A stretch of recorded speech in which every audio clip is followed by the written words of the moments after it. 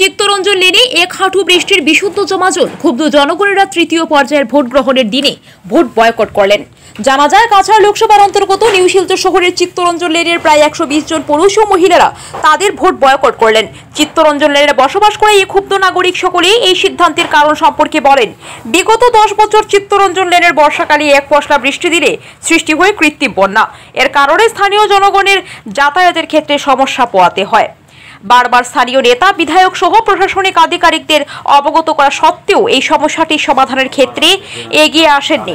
সেই সঙ্গে এই জমাজল নিষ্কাশনের জন্য সংবাদ মাধ্যমের সাহায্যেও স্থানীয় নেতা, বিধায়ক ও প্রশাসনকে অনুরোধ জানানোর পরেও কোনো ধরনের উপযুক্ত ব্যবস্থা নেননি বলেই ওনারা গণতান্ত্রিকভাবে এই লোকসভা ভোট বয়কট করেন এবং আগামীতে যদি উক্ত সমস্যার নিরসন না হয় তাহলে পুনরায় আগামী বিধানসভা নির্বাচনে ভোট বয়কট করবেন বলে হুঁশিয়ারি দেন।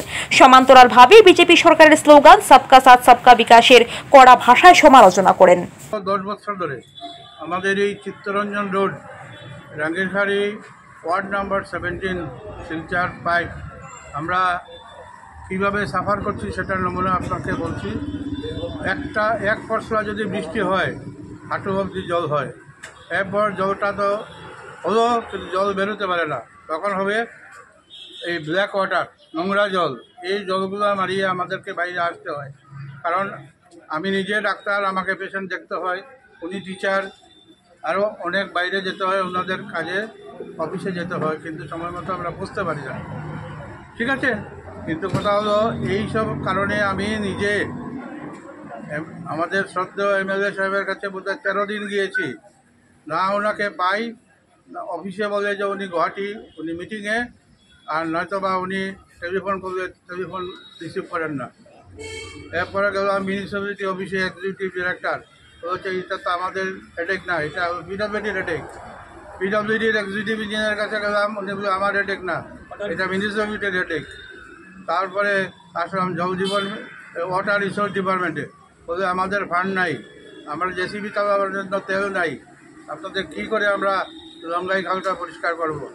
এই জলটা, এই যে নালা দিয়ে জলটা ওইদিকে গিয়ে লঙ্গাই খালে পড়ে, তো যেহেতু লঙ্গাই খালটা এনক্রোচমেন্ট আছে এবং অনেক জায়গায় এটা জাম হয়ে আছে, সেই জন্য জলটা যেতে পারছে না।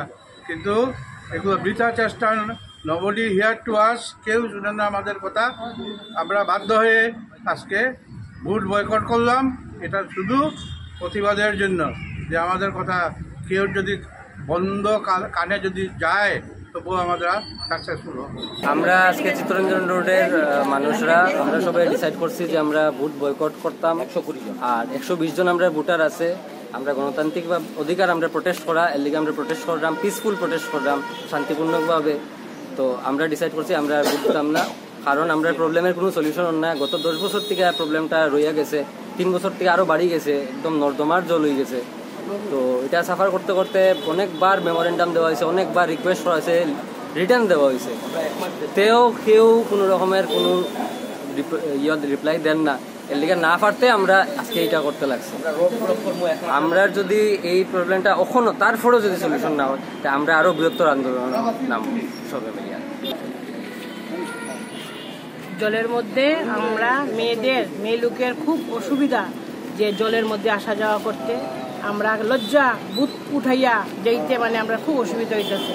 ওই জন্য আমরা ভোট বয়কট করতে বাধ্য হলাম।